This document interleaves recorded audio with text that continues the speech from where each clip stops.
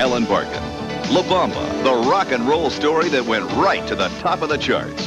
Or the runaway summer hit Dirty Dancing with Patrick Swayze and Jennifer Grey in a critically acclaimed performance that heats up the screen. HBO, the best movies.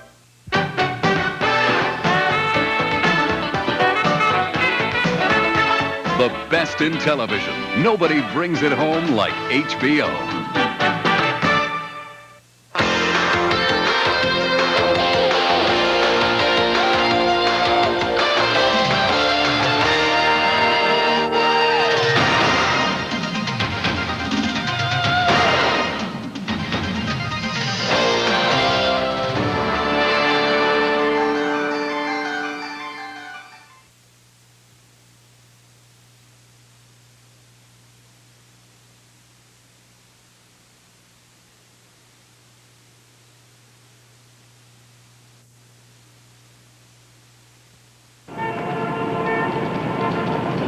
You happy in your work? I wasn't. I was mayor of the city. One term, never ran again. Why? Weirdos, pressure groups, big buses all full up with them. Spudheads out of the other galaxy. Tourists, cameras built right into their chins. You got any spare change? Hey, spare change? Number 64, table ready.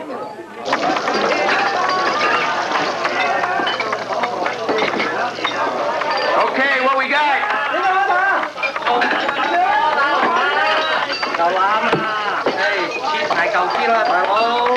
And my MSG with a little beef in it.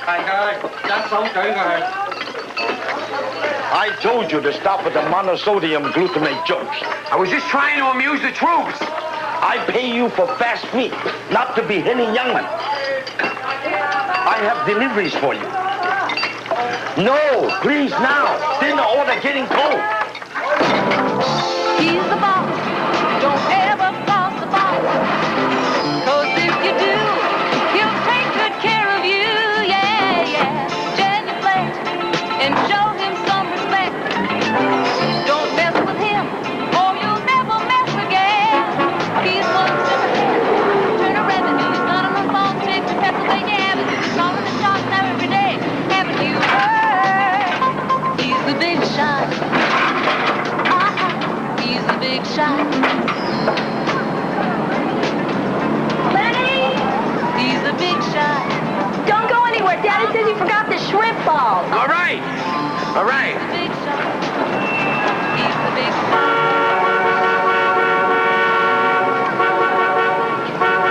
Hey, well, come around, stupid. What do you do? Get paid by the beat? I said, will you come? Oh, watch this.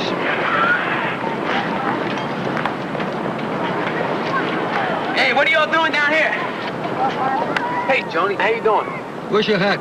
A man in business should never do business without a hat. It's inside, Pop. I guess I left it. Sean had an interview for commercial over on Lexington Avenue, so we all come.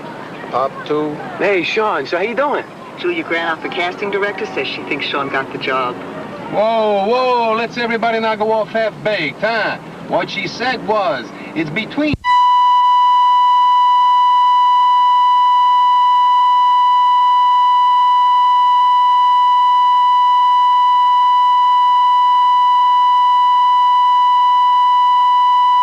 And that. Where's the stamp of individualism? Danger.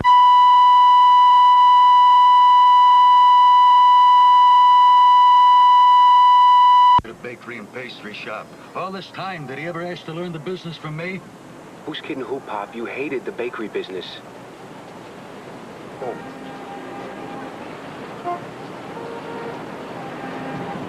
Now listen, I gotta go. Say hi to Mom. Lenny! Listen, Lenny, the real reason I stopped by is to remind you about the surprise 40th anniversary party I'm throwing for Mom and Pop a week from Sunday night at the Vesuvius restaurant, and you better show up this time, knucklehead. Why wouldn't I show up? Seriously, Lenny, I don't think they could take another one of your foul-ups. Pop's side of the family hadn't spoken to Uncle Paul's side of the family since 1954. Why would I expect any of us to go to his funeral? You Vic? Now, still don't understand about families, do you? And how they rally when the chips are should have down. been a priest, Vic. Of course, they don't get the big tax breaks.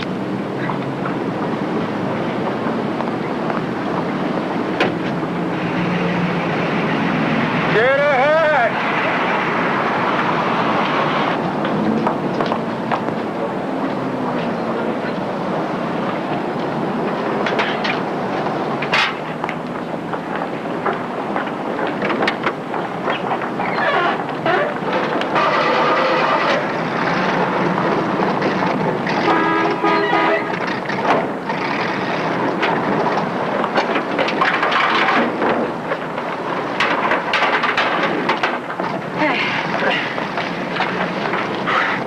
what, Daphne? My folks will be married 40 years on the 13th. Oh, yeah? That's great. That puts me at 30 years old next month. Don't say it like it's a death sentence. I'm already halfway to 60. 60's 10 years from 70. 70. Now, just 10 years ago, I was only 19. What's happened in my life? I hear Daddy and they're yelling. Come on. I ain't accomplished nothing. Day after day of shrimp balls and falling asleep in front of the tube. Isn't there more to life than this?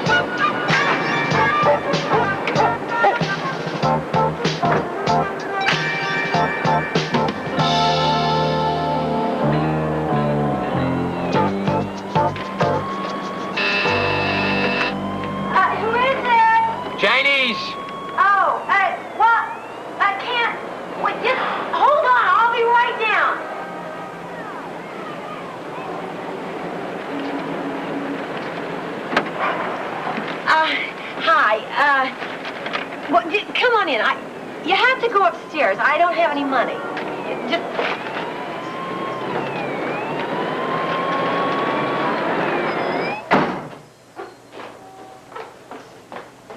I ordered this stuff hours ago. How long does it take for a few simple portions of Kung Pao chicken and some dumplings? Suppose it's cold as death.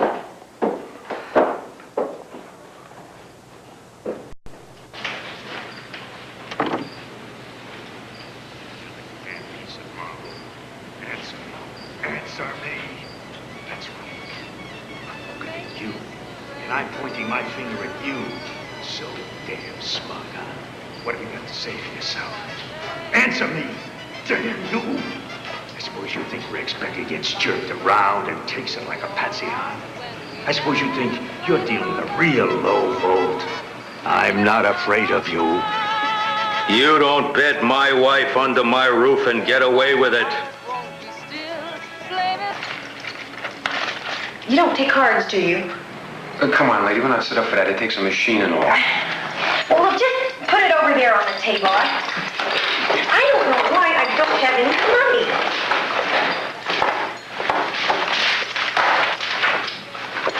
I keep feeling that there is something else you wish to get from your chest. Is that the expression? They're coming to get you. Probably on their way right now, owing to the immutable fact that I phoned them. New York's finest, and Uncle Sammy right with them. If you don't like your Uncle Sammy, then you don't like the red, white, and blue. You're a traitor, and your mammy.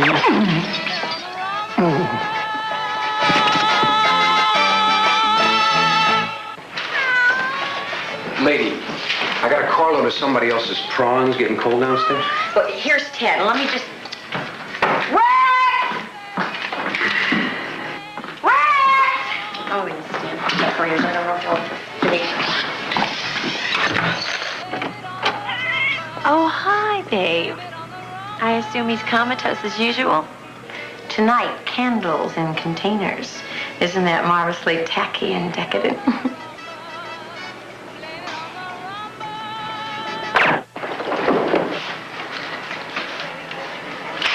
All right. Hold it!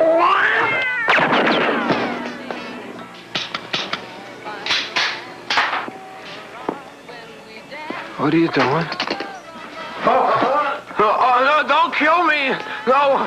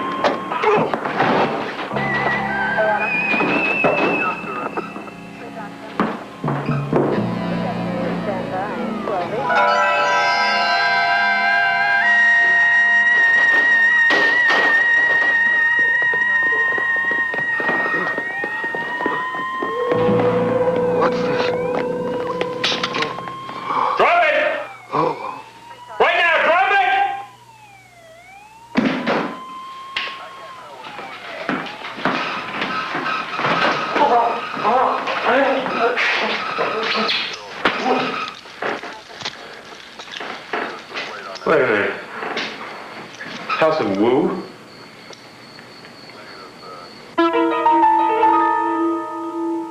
Mr. Barbella, can you hear me?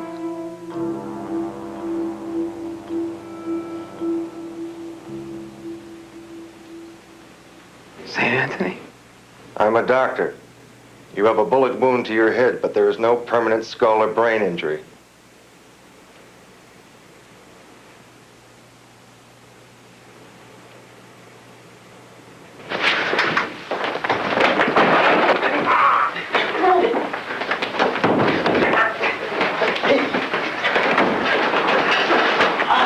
Okay, no drugs.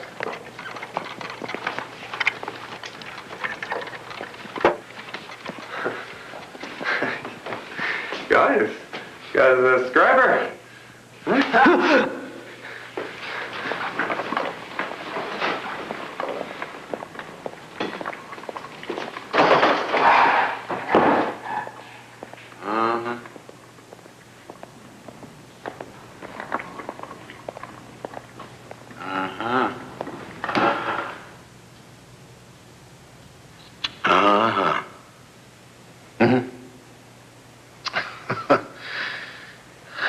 So we all sit there like blocks of wood while he mimes his lovesick nonsense he wrote to her.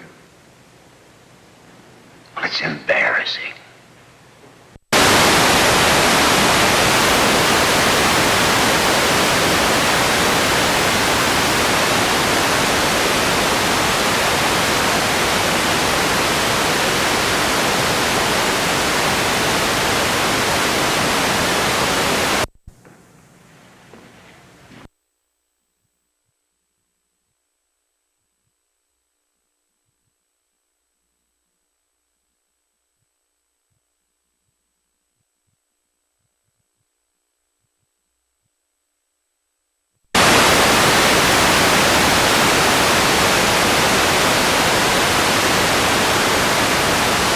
Hear me?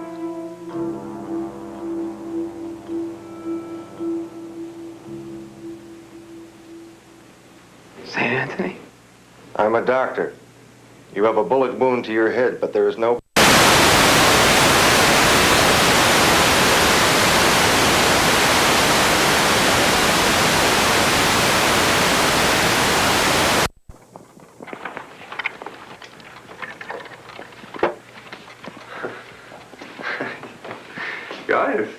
Guys, a scriber.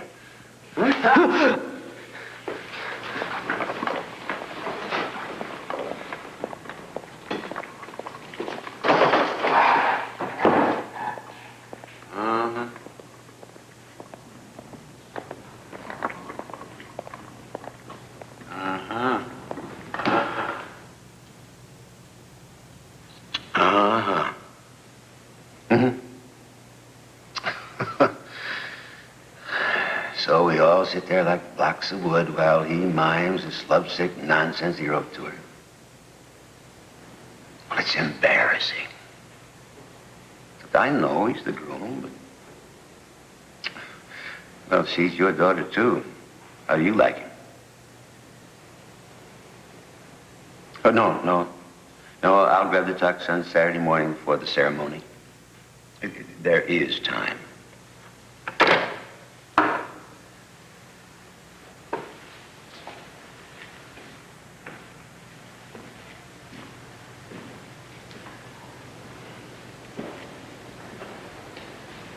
Mr. Barbella, how did you first become an associate of Joaquin Ortiz Schenck? Huh? It was in Port Said, wasn't it? Isn't that where you learned small arms techniques? What was your prior connection with Dr. and Mrs. Rex Becker? None. I don't even know him. How often had you previously provided them with food? Never before. Are you trying to tell me that you had nothing to do with the killings? That you only happened to wander in and see the man who committed them? You saw the face? Yes. Is this him? No.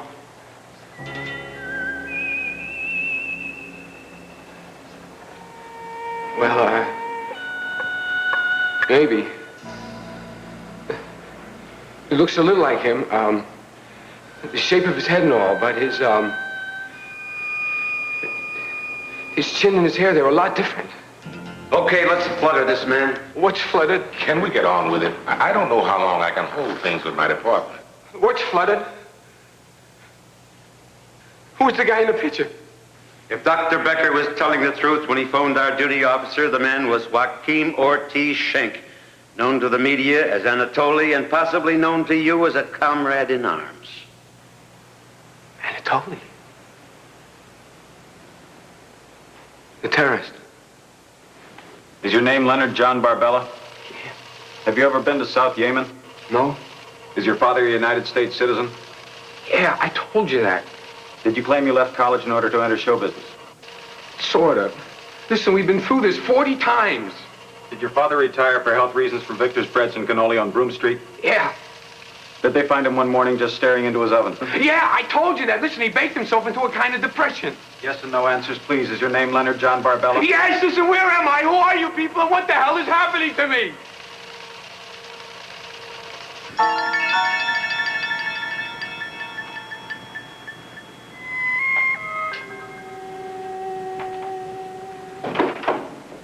On your feet. Somebody wants to talk to you.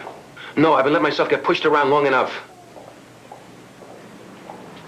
Please.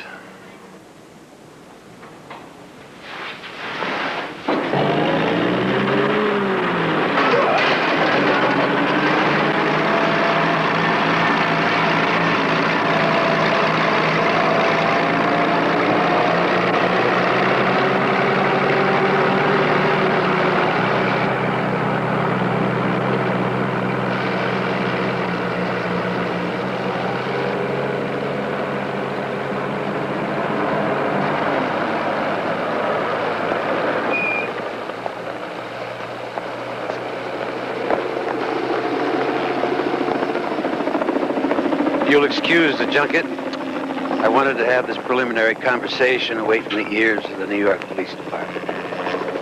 Mr. Green will debrief. For the last 3 or 4 months, we've been getting rumors from overseas. Oh, wait a minute. Who's we? You're the CIA, right?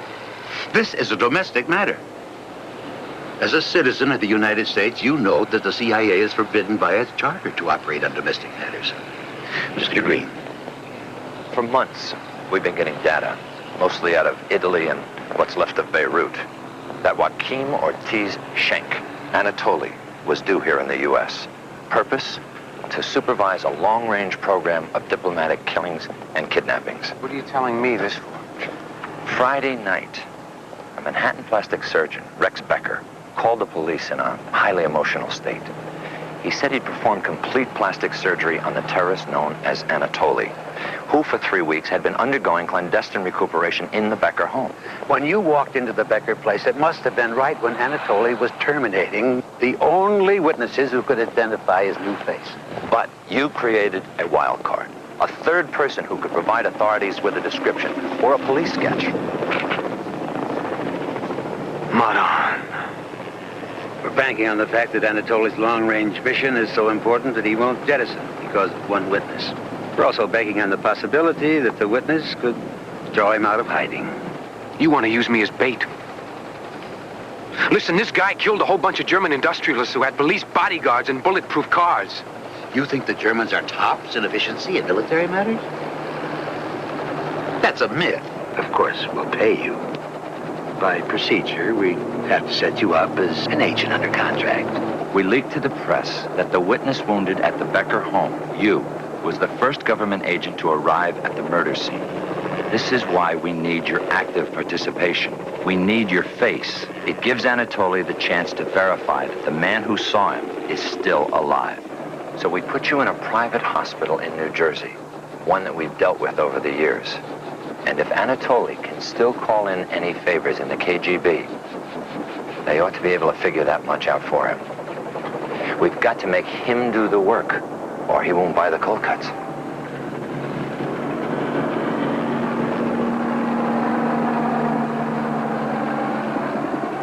How come you ain't saying nothing? To be perfectly candid, Mr. Smith isn't completely in favor of this mission yet. Oh, I get it. He's Mr. Smith, he's Mr. Green. Now, don't tell me. You're Mr. Jones. No, I'm Mr. White.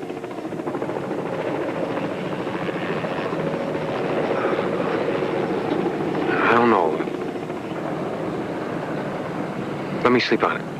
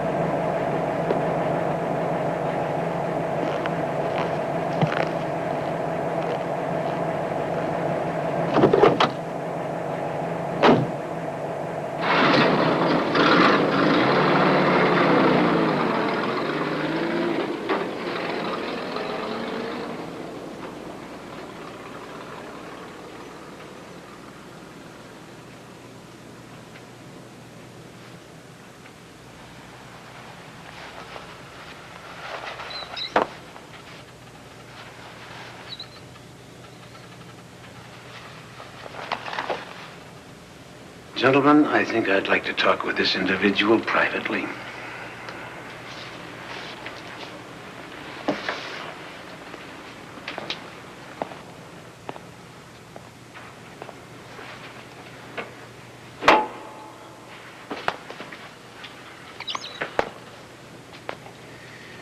What do you think is going on in the real world, Mr. Barbella? Pardon me? The real world. What the hell do you think is going on out there? A sock hop? No. That's your world, Mr. White.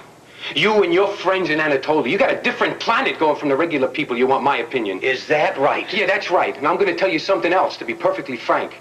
I don't think there's a whole hell of a lot of difference between you, the whole bunch of you. Then just possibly you don't have as much native intelligence as I imagined. These people are murderers, bomb throwers. They believe innocent people should die in order to make political points. And what about you?